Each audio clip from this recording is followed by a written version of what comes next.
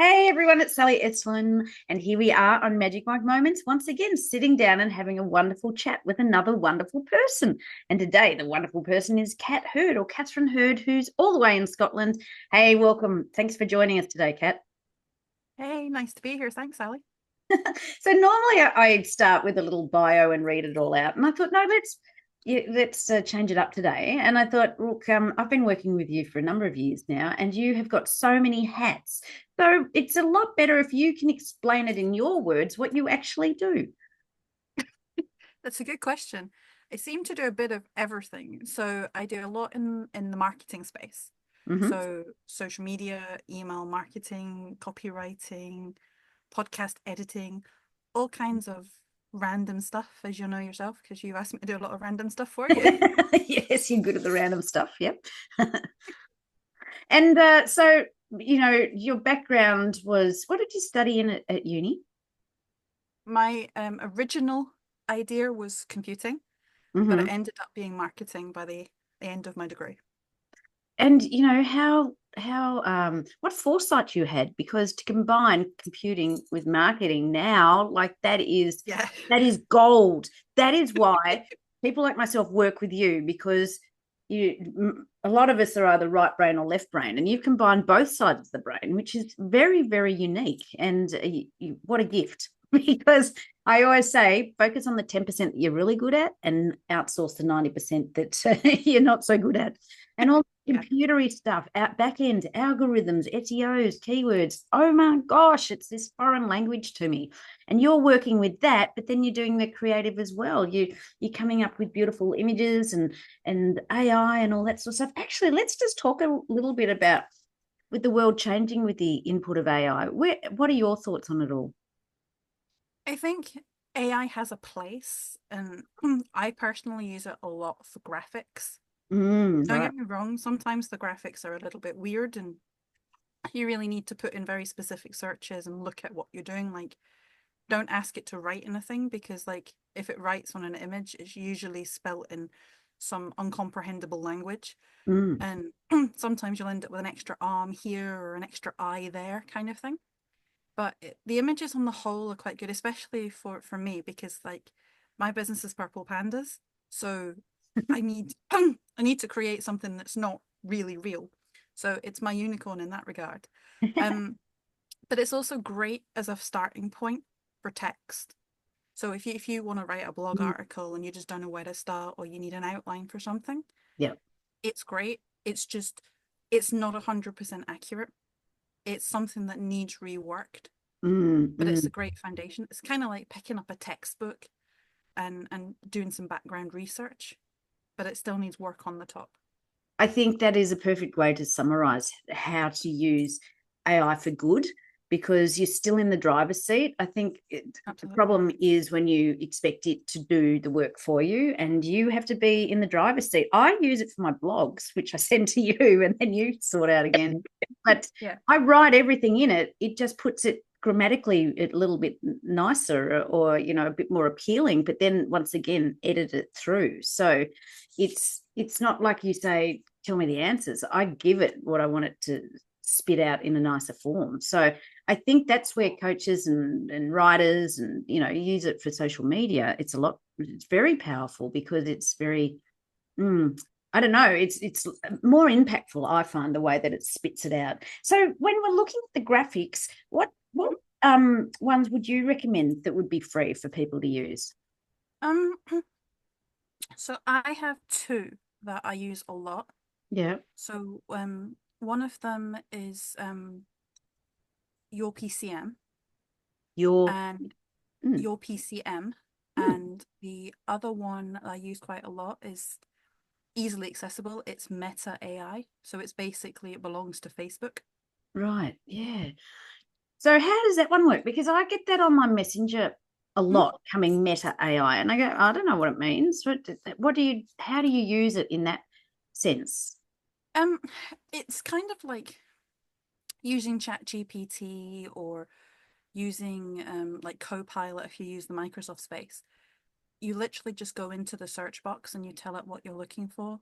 You just say, I want an image of a crystal. and it'll give you that. Or, you know, help me write a post about, you know, energy healing. And what it'll do is it will spit back out the same sort of information you get from every other AI thing. They all use the same generic sources. It's So, just they're all got their uniqueness. So some of them have different things, like Copilot, you need to say, you know, find me an image of. Whereas when you use Meta, you don't have to. You just put image and then whatever the image is. So it's just finding what works for you and adapting it. yeah, fantastic, because it's rapidly changing. And with this Meta one, that sort of popped up in my messenger thread about, I don't know, a month ago. And Mm-hmm. the trajectory with AI being incorporated at the moment, or being coming onto the market, and I've got no idea. There's all these new names being thrown at me: Perplexity, Claude, all these new things, Gemini, and Mm-hmm. is a little overwhelming for for people like myself. It's like, yeah, I'm trying to keep ahead of the curve, but this curve is going pretty quick, right? So it's just like, Yes. whoa. Oh, I hope you can't hear the rain. It's bucketing down here. So yeah, hopefully it And won't get in the way. So yeah, no, that's I think it's for the everyday person who's a bit like myself. How do you keep up with what's going on? How do you keep it up to date with the latest changes? Because it's so quick, it's so rapid, and there's so many new players on the block. I think your easiest thing is to either find a platform you subscribe to. So like if you're partial to using, say, ChatGPT or Copilot or whatever, then you can subscribe to them because they've all got blogs. So you can Oh, subscribe right. to like a blog on LinkedIn, or you can follow technical journals.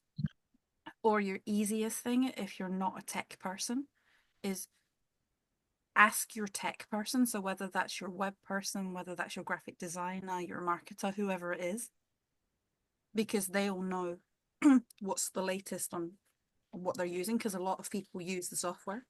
And Yeah, that's probably your quickest option. I think you've brought up a really good point that people should have a tech person. Yes.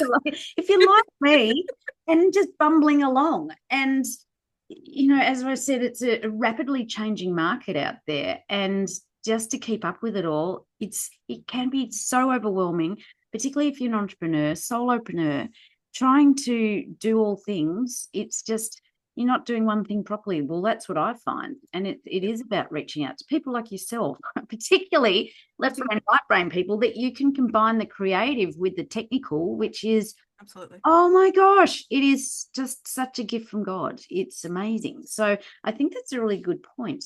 So, on Magic Mike, we always talk about your journey and some of the challenges that you've had over the time. So, you went to uni and you studied sort of computing and went into marketing, but just talking Mhm. about your life in general, what have been some of the challenges and part of your journey that have made you who you are today? Um, I think my biggest challenge is also my strength. So my biggest challenge is I'm autistic, Mm-hmm. and that's impacted how I learn things. Mm. And it's probably where I kind of get the left brain right brain thing from, because I like to be creative, because I'm naturally like to kind of be curious and kind of play about with things. Mm. But then I like to absorb data. So then the computing, the trends, the algorithms, it's something that, as sad as this sounds, it's my fun, if that makes sense. Yeah, So yeah, it's yeah. one of those things that it can be a weakness, but it can also be a strong strength. But it's kind Mm. of pushed me to where I want to be. And I do a lot of work now with people with neurodiversity, Mm-hmm. and um, people that have varying different technical skill sets, that are maybe not, they maybe don't have any disabilities, but they have different challenges to do with technology and interpretation of data and things. But it's given me that ability to connect with those people, to give them the voice and to give them the kind of like, I know what it's like when you grow up and you've got a problem and you don't know how to articulate that problem, and then even when you know what it is, you don't know where to go. So Mm. I like to kind of use that as the gap I fall into. So kind of guess what people need. I don't always guess right. A lot of the time I'm in the right sort of area, Yeah. but it means that I can kind of fill a gap and I can help to educate people where they kind of need it. But it's me trying to give back, if that makes sense. Yeah, absolutely. The way your brain works, it is incredible. I have worked with you for a number of years, but it is. And, you know, what I love is your curiosity and trying to, decode or get to the bottom of stuff and Mm-hmm. um try to preempt as well. So it's I don't know how you sleep because your brain would be going like this all the time. It would be wired and fired and wired and fired. Does it ever turn off? It does. You quite often find that you'll wake up several times in the night and you'll go, "Oh, I need to remember to do that." Oh, but what about this? What about that? So, Yeah, so yeah. but And I it's one of those things like, that it does help you though, mm, because it's kind of like, although it's kind of like not what neuro neurotypical people would call kind of like quiet time, mm, because I'm not doing anything else. Obviously, I'm sleeping, but I'm not trying to put out another fire or solve another mystery. It mm, gives you time to process the information that you've got from before and find the clear solutions and possible alternatives to doing different things, mm, mm. if that makes sense. Oh, absolutely. And I love how you describe, being autistic as a strength and a weakness because Yeah, it's so, intricate the way that your mind works, right? And it's that's what I mean about not resting sometimes. It's like, whoa. It's just like you're on a different tangent, which is amazing. But I think your nervous system must be behind the scenes. A lot of work must go in there too to balance, to adjust to the everyday requirements and of to course. the wants of the clients. So this leads into Absolutely. my next question, which we kind of touched on just then. What do you think is your superpower? Because people are drawn to you for a specific reason, and I know my reasons why. But I would love to see from your point of view, what do you think is your superpower, your magic, the essence of you? Why people are drawn specifically? Um, in terms of what I do for a living, I would say, and it kind of saying this kind of feels like I'm blowing kind of smoke, and No, I'm not no, no, no, meaning no, to. no. I have this I have this ability where I can ask you a question and you might not be able to answer that question. So I can ask you, hundreds of other questions. And then I can extrapolate the data and I can put what you're trying to say or what you're not sure about. I can put it into words and come up with a concept and a design to make it work for you. Mm, So I mm. kind of like seem to be able to extract data from a lot of data, if that makes sense. Yeah, yeah, yeah. You do actually, and I know, having worked with you for a number of years, it's how you the questions that I ask, so that you or the questions you ask to get to the bottom of what you're trying Yeah, to get to, because it is all about the questions, so that we can both have a win-win, really, because I'll say something and the way that you process is different, and then it's all in the wording, I think. So yeah, that is part of yeah. his extracting the data from the wording, let's put it that way. Yeah. So talking about particularly around social media and the marketing aspect, what do you think Mhm. is the biggest issue facing your clients? There must be so many, but Um, what is the biggest issue? I think the biggest issue is time, Right. because everybody is so busy. So not Yeah. only are they busy in their business, but they've all got lives, they've got families, they've got second jobs, whatever it is. Yeah.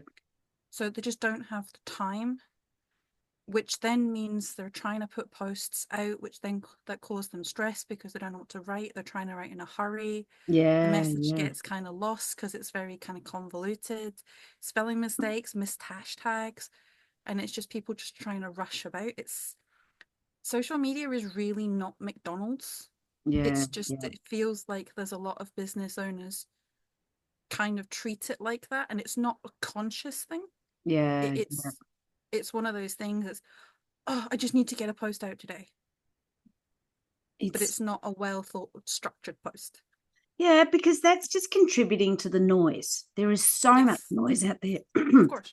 And it's not about the quantity, it's about the quality. I'd Yes.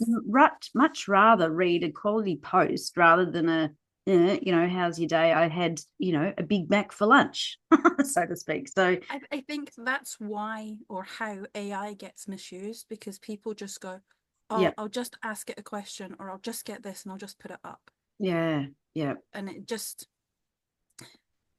to me, kind of like you, I would rather see a quality post. So mm, if you don't have the ability to outsource that content, mm, then I would do less posts a week. So I yeah, would maybe, spend an hour on a Sunday writing, 3 posts that go out in the week yeah, that you can schedule, yeah. rather than trying to do 7 posts that you're just going to put out in a hurry on the day. Yeah, good point. I mean, that leads into 3 top tips, and that must be one of them. Less is more, doing Yes. quality versus quantity. What other tips would you recommend? I think it's about understanding who it is you're talking to, because Oh, yeah, if you understand your audience, you're writing to them. So yeah. your messaging becomes tailored, which then means you're building that connection, which then means they're going to want more from you and they will eventually buy from you, or they will recommend to somebody else who will buy, depending on what your product or service is. Mm, So I think that's a good thing, is being yeah, able to build that connection by understanding. Um, I think another one is knowing what you want to say, because a lot of yeah, people, they put out a post and they know what they were trying to say, yeah. and then somebody reads that post and go, yeah, I totally didn't get that message. And I think it's, you have to be very clear what it is you want to say before you write it. It's not just about who you're writing to, it's about what you're writing. Yeah, And yeah.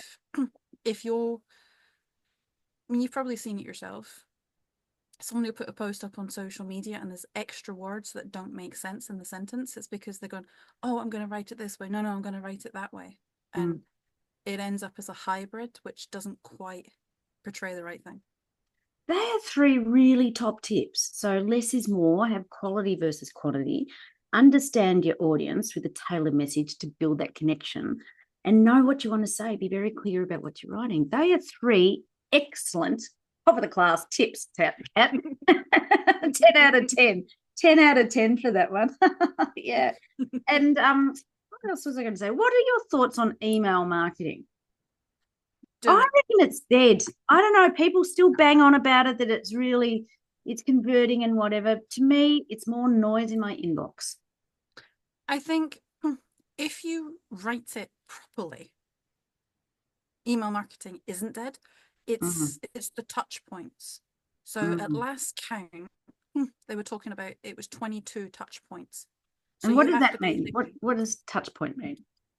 it means that you need to, I'm trying to think how to explain it without confusing you. So if I use an example of a physical product, so let's say you go into a shop or a store and you pick up a mug that you want to buy for your coffee. Mm-hmm. You have to see that mug 22 times before you're going to buy it.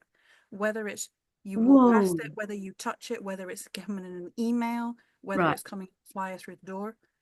So you have to get 22 things about that product before you're actually going to buy it, Mm, unless it was something you were specifically looking for to start with.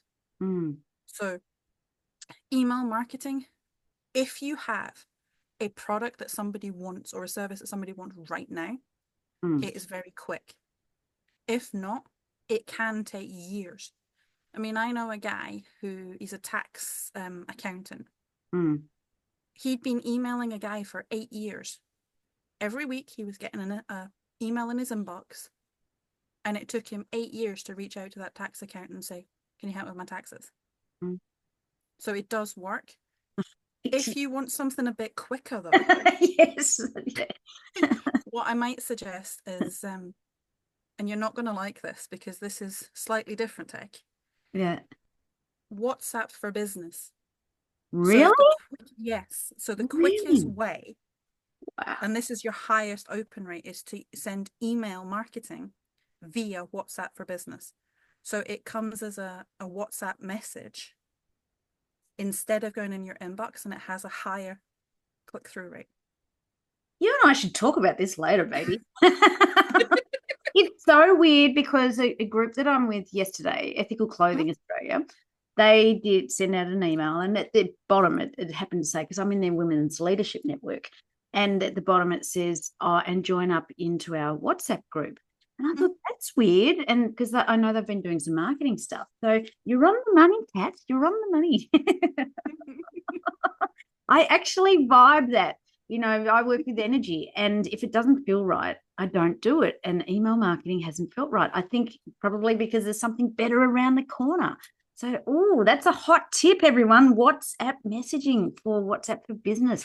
Go, Cat. I That think is it's the, just your preference. If you're an email yeah, person, then yeah. email. If you're a WhatsApp person, then try WhatsApp. I think because every morning I start my day with deleting about 200 emails. So, it's just, Yeah. that's not starting my joy. It's just like my mojo is dead when I have to go delete, delete, delete. And then, if I accidentally delete something that was I important. think for you personally, email just doesn't have the Sally vibe. Mm, mm. I kind of think that it's one of those things that WhatsApp for you is probably better because it allows you to be present in the moment, whereas a lot of the emails are just kind of curated in advance, whereas you like on the day energy.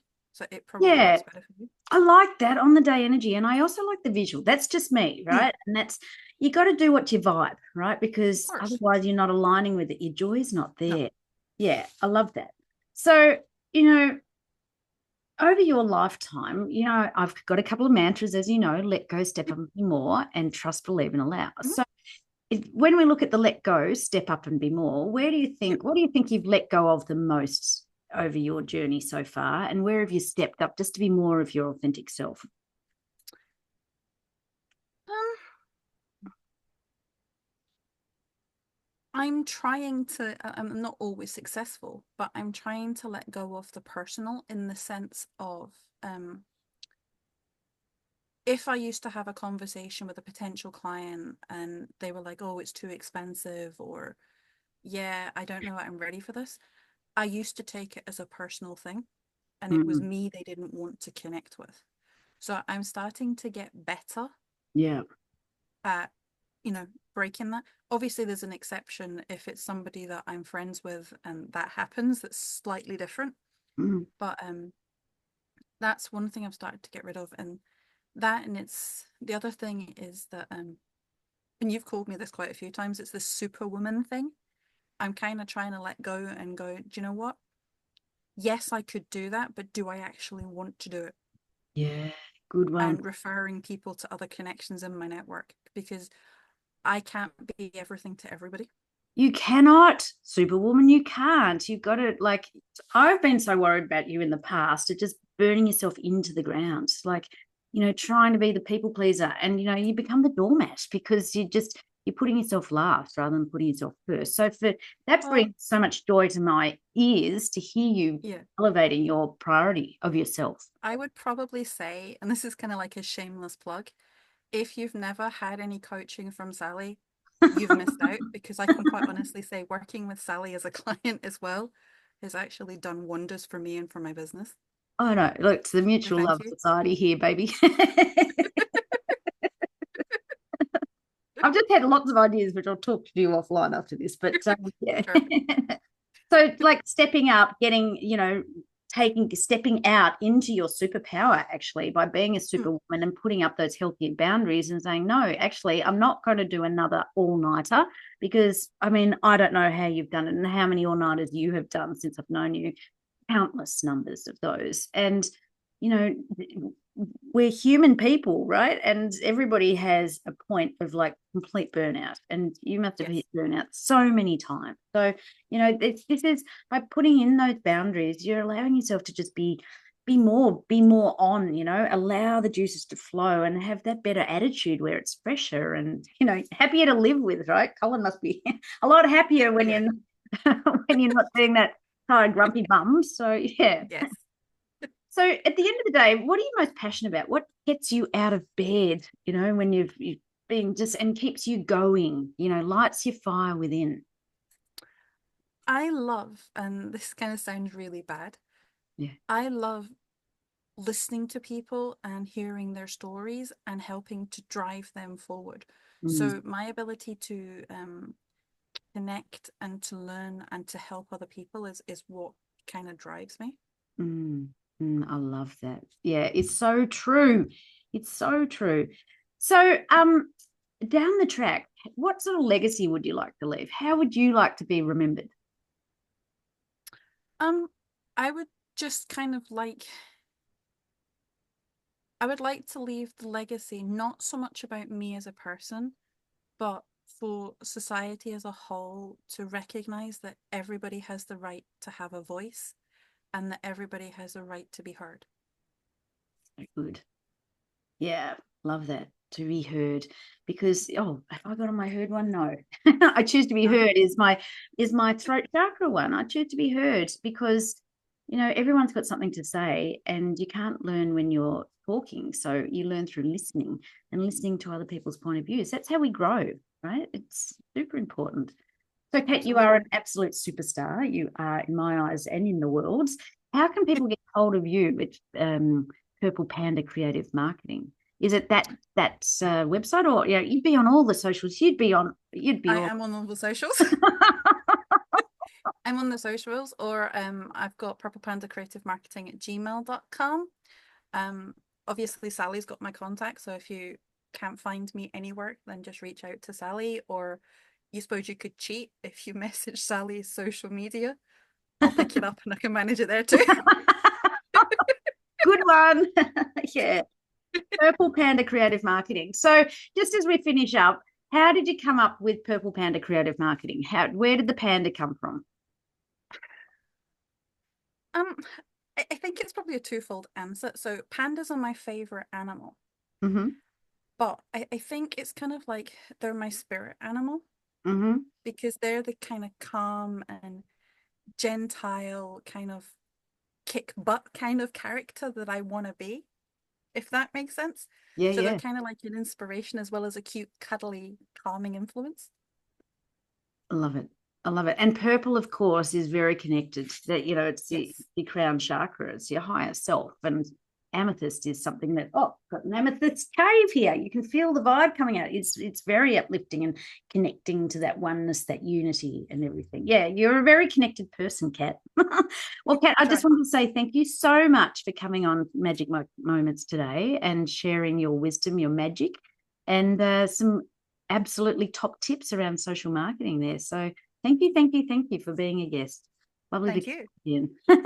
All right, we'll chat soon. Go and enjoy it's probably our morning, so it's your evening. So thank you for It giving is. time. You're probably starving. Go and go and have some dinner and then don't work too late. We'll catch you again soon. Thank you so much. No worries. Thanks, Sally.